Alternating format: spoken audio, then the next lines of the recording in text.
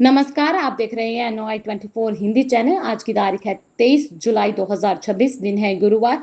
हिंदू पंचांग के अनुसार आषाढ़ शुक्ल पक्ष की नवमी तिथि सुबह 5:12 तक रहेगी। उसके बाद दशमी तिथि शुरू हो जाएगी। राहु काल की अगर बात की जाए तो दोपहर के 2:03 से लेकर 3:45 तक का समय जो है वह अशुभ रहेगा। इस टाइम पर आपको कोई भी नया काम करने से बचना चाहिए। अभिजीत मुहूर्त की अगर बात की जाए यानी कि शुभ समय की अगर बात की जाए तो 12:06 से लेकर 12:59 तक का जो टाइम है वो आपका शुभ मुहूर्त में गिना जाएगा। आप इस टाइम पर कोई भी नया काम या नई वस्तु खरीदना चाहते हैं तो इस टाइम पर आप वो काम कर सकते हैं। नजर डालते हैं इस बुलेटिन की अहम और बड़ी खबरों की तरफ। सबसे पहली और अहम खबर की तरफ चलते हैं। संसद के मॉनसून सत्र में आज कई अहम विधेयकों पर रहेगी नजर। संसद के मॉनसून सत्र के बीच आज सरकार कई अहम विधेयकों को आगे बढ़ाने की कोशिश करेगी। सदन में MSME क्षेत्र से जुड़े सुधार, सुप्रीम कोर्ट के न्यायाधीशों की संख्या 33 से बढ़ाकर 37 करने, जन्म पंजीकरण नियमों में संशोधन से जुड़े विवादों पर चर्चा की संभावना है। वहीं आज वाहन टाइप अप्रूवल, अनुकूलता परीक्षण और E20 एथेनॉल मिश्रित पेट्रोल के मानकों की समीक्षा के लिए भी समिति की अहम बैठक हो सकती है। इसमें परिवहन और पेट्रोलियम मंत्रालय के अधिकारी शामिल होंगे। अब बात करते हैं नीट पेपर लीक मामले की। नीट प्रदर्शन पर सुप्रीम कोर्ट का सख्त रुख, तत्काल सुनवाई से इनकार कर दिया।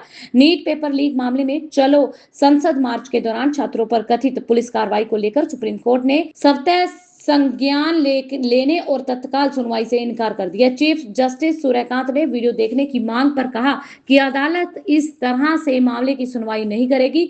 याचिकाकर्ताओं को कानूनी प्रक्रिया अपनानी चाहिए। वहीं दिल्ली हाई कोर्ट ने 20 जुलाई के प्रदर्शन से जुड़े सभी CCTV व बॉडी कैमरा फुटेज सुरक्षित रखने के निर्देश दिए हैं ताकि जरूरत पड़ने पर जांच में इनका उपयोग किया जा सके। बढ़ते हैं अगली बड़ी और अहम खबर की तरफ। SSC, CGL और CHSL परीक्षा को लेकर आज अहम अपडेट आई है। एडमिट कार्ड और एग्जाम सिटी पर रहेगी नजर। कर्मचारी चयन आयोग यानी कि SSC आज CGL टायर 1 और CHSL परीक्षाओं से जुड़े एडमिट कार्ड व एग्जाम सिटी एडमिशन को लेकर क्षेत्रीय वेबसाइट पर नए अपडेट जारी कर सकता है। जिन उम्मीदवारों की परीक्षा जल्द होने वाली है उन्हें सलाह दी जाती है कि वे अपने संबंधित SSC रीजन की आधिकारिक वेबसाइट पर नियमित रूप से अपडेट चेक करते रहे। परीक्षार्थियों की नजर आज आयोग की ताजा घोषणा पर रहेगी। बढ़ते हैं अगली बड़ी और अहम खबर की तरफ। मोबाइल मैन्युफैक्चरिंग को मिलेगा बड़ा बढ़ावा। MPMS योजना लागू करने की तैयारी तेज कर दी गई है। केंद्र सरकार की 62,500 करोड़ की मोबाइल फोन मैन्युफैक्चरिंग स्कीम पर अब अमल की प्रक्रिया तेज होगी। इस योजना का उद्देश्य भारत को स्मार्टफोन डिजाइन, कंपोनेंट निर्माण और रिसर्च का वैश्विक केंद्र बनाना है। सरकार का दावा है कि योजना के जरिए आने वाले वर्षों में लगभग 60,000 प्रत्यक्ष रोजगार के अवसर पैदा होंगे और देश में इलेक्ट्रॉनिक्स विनिर्माण को नई गति मिल सकेगी। बात करते हैं ट्रंप की। ट्रंप के 200% टैरिफ का असर दिखना शुरू हो गया। भारतीय फार्मा कंपनियों पर बड़ा संकट, अमेरिका से कारोबार छोड़ने का दबाव बना है। अमेरिकी राष्ट्रपति डोनाल्ड ट्रंप की ओर से जेनेरिक दवाइयों पर 200% तक टैरिफ लगाने की योजना ने भारतीय फार्मा कंपनियों की चिंता बढ़ा दी है। अमेरिका भारतीय दवाइयों का सबसे बड़ा बाजार है और इस फैसले से कंपनियों की लागत व निर्यात पर असर पड़ सकता है। ट्रंप प्रशासन का कहना है कि इस कदम का उद्देश्य दवा निर्माण को अमेरिका में बढ़ावा देना है। हालांकि भारतीय कंपनियों को नई नीति के लागू होने से पहले की तैयारी के समय लग सकता है। कई कंपनियां अमेरिका में मैन्युफैक्चरिंग बढ़ाने के विकल्प पर विचार कर रही हैं। वहीं पेपर लीक मुद्दे पर राहुल गांधी का सरकार पर निशाना देखने को मिला। दोषियों को सजा न मिलने पर उठाए उन्होंने सवाल।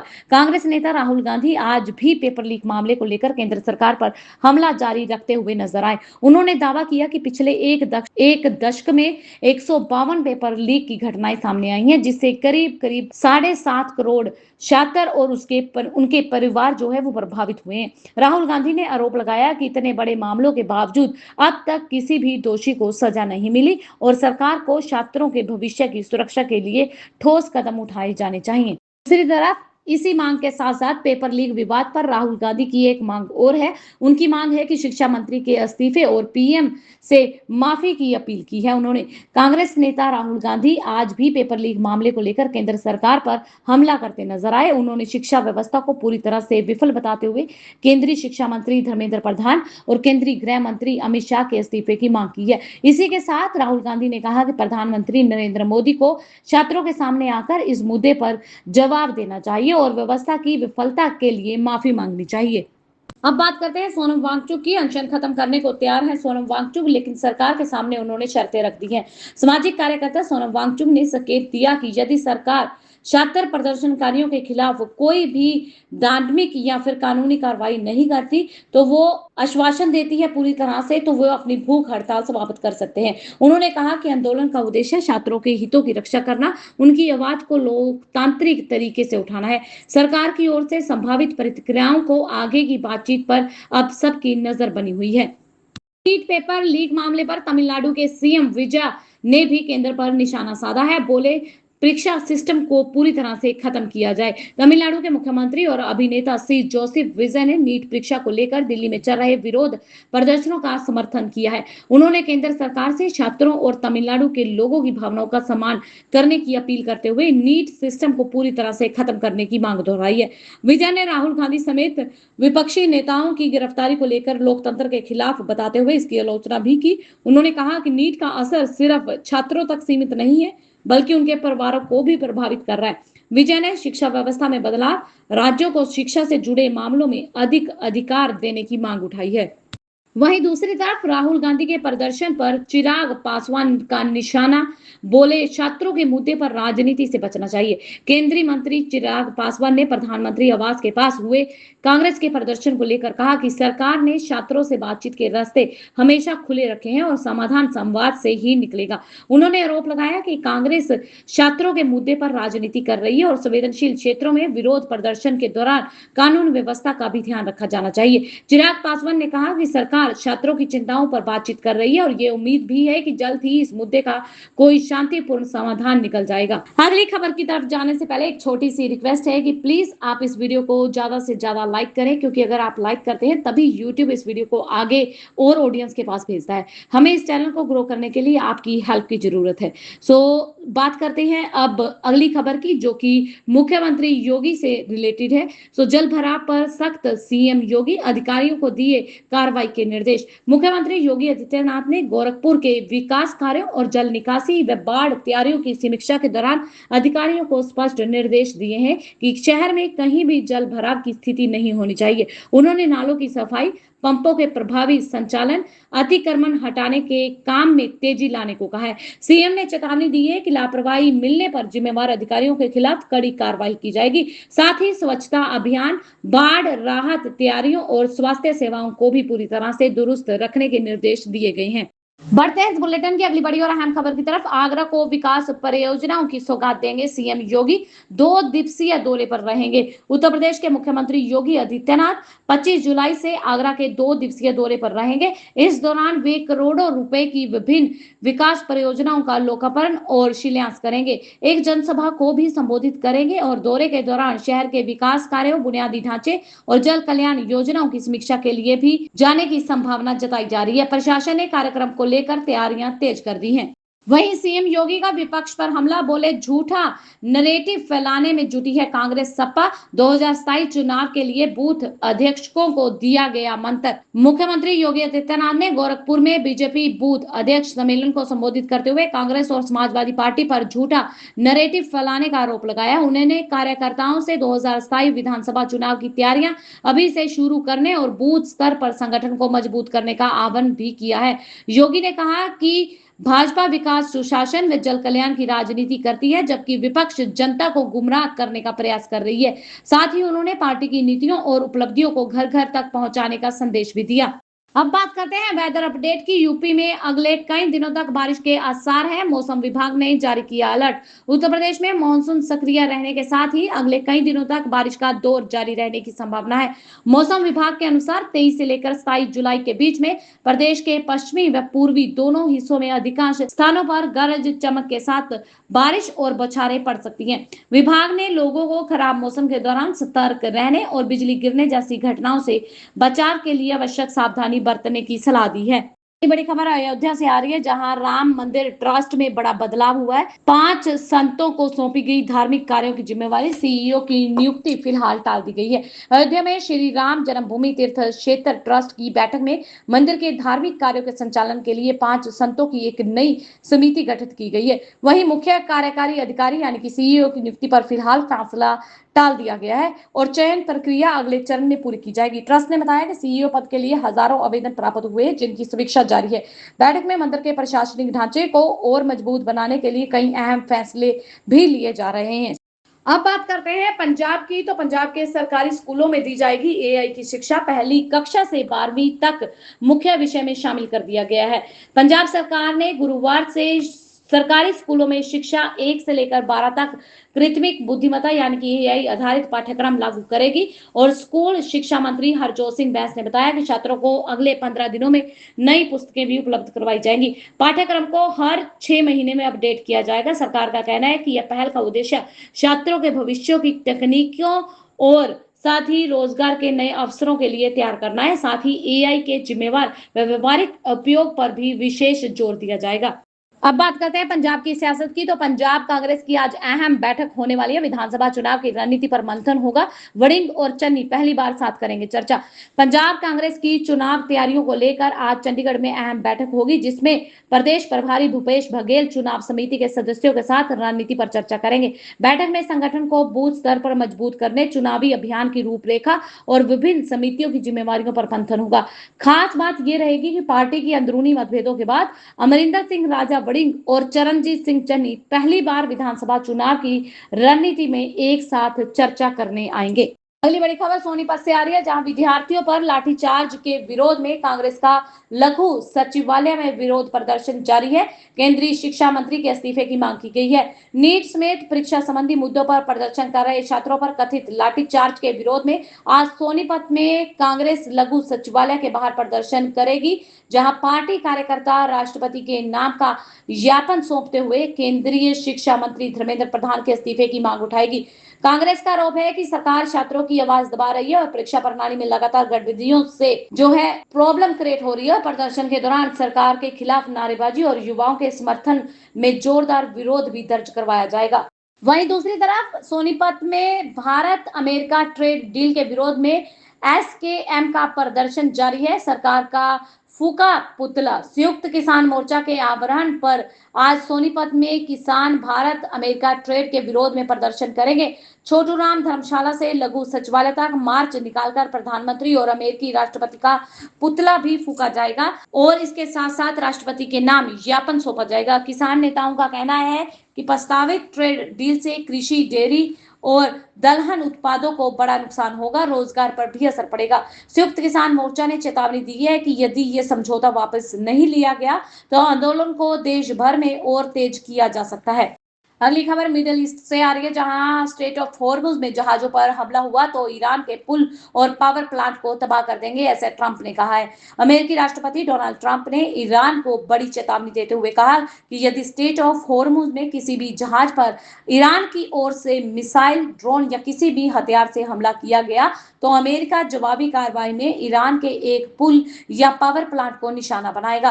ट्रंप का यह बयान ऐसे समय में सामने आया जब स्ट्रेट ऑफ हॉर्मुज को लेकर अमेरिका और ईरान के बीच में तनाव लगातार बढ़ता जा रहा है। इस चेतावनी के बाद क्षेत्र में सैन्य टकराव और वैश्विक तेल आपूर्ति को लेकर चिंताएं तेज हो गई हैं। वहीं दूसरी तरफ पश्चिमी एशिया में बढ़ते तनाव के कारण यूएस ईरान मिसाइलें मारते रहे हैं और कच्चा तेल जो है वो $100 के पास पहुंच गया है। पश्चिमी एशिया में बढ़ते तनाव और कच्चे तेल की कीमतों में तेजी का असर सरकारी तेल कंपनियों पर पड़ रहा है। एचपीसीएल और बीपीसीएल को वित्तीय वर्ष 2026-27 की पहली तिमाही में घाटे का सामना करना पड़ा। पेट्रोल, डीजल, एलपीजी की कीमतों में लंबे समय तक बदलाव नहीं होने से कंपनियों पर दबाव बढ़ा है।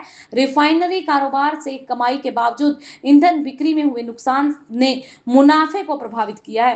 कंपनियों की आय बढ़ने के बावजूद बढ़ती लागत और कम मार्जिन के कारण वित्तीय प्रदर्शन कमजोर रहा है। तेल बाजार में अस्थिरता के चलते आने वाली तिमाही की अगर बात की जाए तो कंपनी के सामने बहुत सी चुनौतियां खड़ी हैं। अगली खबर बिहार से आई हुई है, जहां बिहार को चाहिए 7900 करोड़ का स्पेशल एजुकेशन पैकेज। सम्राट सरकार ने केंद्र के सामने रखी बड़ी मांग। बिहार सरकार ने शिक्षा व्यवस्था को मजबूत करने के लिए केंद्र से 7900 करोड़ रुपए के विशेष पैकेज की मांग की है। शिक्षा मंत्री मिथिलेश तिवारी ने केंद्रीय शिक्षा मंत्री धर्मेंद्र प्रधान के सामने यह प्रस्ताव रखा है। पैकेज से स्कूल भवन, डिजिटल क्लास, विज्ञान प्रयोगशालाएं और शिक्षक परीक्षण और बालिका शिक्षा को बढ़ावा देने की योजना की जा रही है। राज्य ने आकांक्षी जिलों में शिक्षा सुधार के लिए भी विशेष सहायता मांगी है। सरकार का कहना है कि राष्ट्रीय शिक्षा नीति 2020 के लक्ष्यों को पूरा करने के लिए केंद्र का सहयोग बहुत जरूरी है। वहीं दूसरी तरफ बिहार विधानसभा में सत्ता पक्ष के विधायक ही बने सरकार के सवालकर्ता। सड़क, पुल और योजनाओं पर उठे मुद्दे। बिहार विधानसभा के मानसून सत्र के तीसरे दिन सत्ता पक्ष के विधायकों ने ही सरकार से विकास कार्यों को लेकर सवाल पूछ डाले। जेडीयू और बीजेपी के विधायकों ने ग्रामीण सड़कों, पुलिया निर्माण, सोलर लाइट योजनाओं में देरी का मुद्दा उठाया। विधायकों ने कहा कि कई स्वीकृति परियोजनाओं पर वर्षों बाद भी काम शुरू नहीं हुआ। सरकार की ओर से संबंधित मंत्रियों से जल्द कार्रवाई और लंबित कार्यों को पूरे करने का आश्वासन भी दिया गया। वहीं सूखे की आशंका को देखते हुए मुख्यमंत्री सम्राट चौधरी ने किसानों के लिए बिजली व डीजल अनुदान की व्यवस्था की जानकारी भी दी। अगली खबर कानपुर से आ रही है, जहां कानपुर नगर निगम में नालों की सफाई में लापरवाही पर 15 कंपनियों को किया गया ब्लैकलिस्ट। कार्रवाई से मचा हड़कंप। कानपुर नगर निगम ने मानसून के पहले नालों की सफाई में लापरवाही बरतने वाले 15 कंपनियों के खिलाफ बड़ी कार्रवाई करते हुए उन्हें ब्लैकलिस्ट कर दिया है। निगम ने जांच में पाया कि इन कंपनियों ने तय समय के अनुसार नालों की सफाई का काम ठीक से पूरा नहीं किया, जिससे जल भराव की समस्या का खतरा बढ़ गया है। अधिकारियों ने कहा कि सफाई कार्यों में किसी भी तरह की लापरवाही बर्दाश्त नहीं की जाएगी और जिम्मेवार एजेंसियों पर सख्त कार्रवाई की जाएगी। नगर निगम ने शहर में जल निकासी व्यवस्था बेहतर बनाने, बारिश के दौरान होने वाली परेशानियों को रोकने के लिए निगरानी भी बढ़ा दी है। बढ़ते हैं इस बुलेटिन की अगली बड़ी और अहम खबर की तरफ। कांग्रेस की मुहिम, छात्रों की गूंज। रांची के नवीन सरना कॉलेज हॉस्टल पहुंचकर मंत्री दीपिका पांडे सिंह ने छात्रों से किया संवाद। रांची में कांग्रेस की ओर से आयोजित छात्रों की गूंज अभियान के तहत विद्यार्थी संवाद कार्यक्रम का आयोजन किया गया। कार्यक्रम में ग्रामीण विकास मंत्री दीपिका पांडे सिंह ने छात्रों से बातचीत करते हुए पेपर लीक व शिक्षा व्यवस्था को लेकर केंद्र सरकार पर हमला बोला है। उन्होंने आरोप लगाया कि लगातार पेपर लीक होने से युवाओं का भविष्य प्रभावित हुआ है और सरकार इस मुद्दे पर गंभीर नहीं है।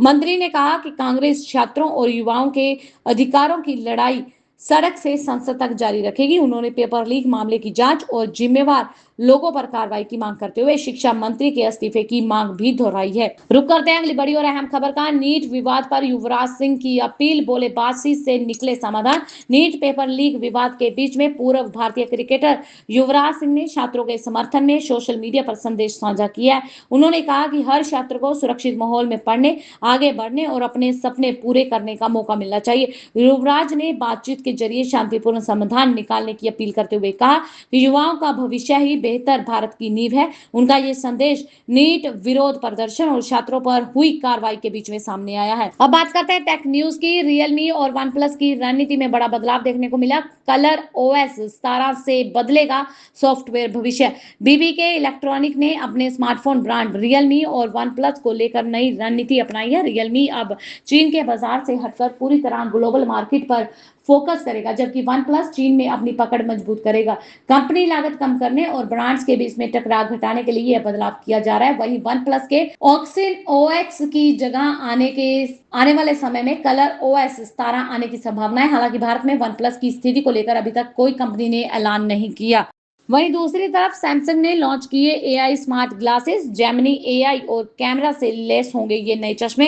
सैमसंग ने गैलेक्सी अनपैक्ड 2026 इवेंट में अपने नए एआई स्मार्ट ग्लासेस की पहली झलक पेश की है। गूगल के साथ मिलकर बनाए गए इन स्मार्ट ग्लास में Android XR platform Gemini AI दिया गया है। यूजर बिना फोन निकाले कॉलिंग, मैसेज और ट्रांसलेशन, रास्ता पूछने और नोटिफिकेशन जैसी सुविधाओं का इस्तेमाल कर सकेंगे। कंपनी ने डिजाइन के लिए जेंटल मॉन्स्टर और वारबाय पार्कर के साथ साझेदारी की है, जिससे ये चश्मे टेक गैजेट के बजाय सामान्य फैशन आइटम जैसे दिखते हैं। सैमसंग के ये smart glasses Meta Ray-Ban smart glasses को कड़ी टक्कर दे सकते हैं। कीमत और लॉन्च डेट की जानकारी कंपनी बाद में जारी करेगी। अब बात करते हैं गोपालगंज की। गोपालगंज में 53 करोड़ की ड्रेनेज योजना अटकी, जहां पर हर बारिश में शहर डूबने को मजबूर हुआ है। गोपालगंज शहर में जल जमाव की समस्या दूर करने के लिए बनी 53 करोड़ रुपए की स्टॉर्म वाटर ड्रेनेज योजना